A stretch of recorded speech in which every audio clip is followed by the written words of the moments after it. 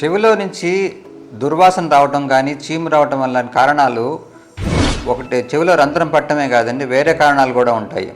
For example fungal infections రావటం వల్ల కానీ, తరచుగా చెవిని కదిలించటం వల్ల, అంటే బడ్స్తో కదిలించటం కానీ, పిన్నీసులతో కదిలించటం కానీ, దీనివల్ల స్కిన్ అనేది డ్యామేజ్ అయిపోయి బ్యాక్టీరియల్ ఇన్ఫెక్షన్స్, అదే ఫంగల్ ఇన్ఫెక్షన్స్ వచ్చే అవకాశం ఉంటుంది. దీనివల్ల కూడా చెవి నుంచి చీము రావటము, బ్యాడ్ స్మెల్ రావటము జరుగుతుంటుంది.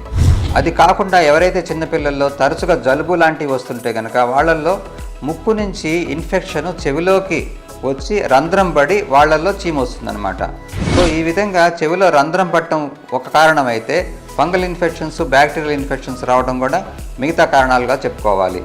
So fungal infections, bacterial infections, చెవిలో రంధ్రం పట్టడము, ఇలా రకరకాల కారణాల వల్ల చెవి నుంచి చీము గారటము, దుర్వాసన రావటము జరుగుతుంది.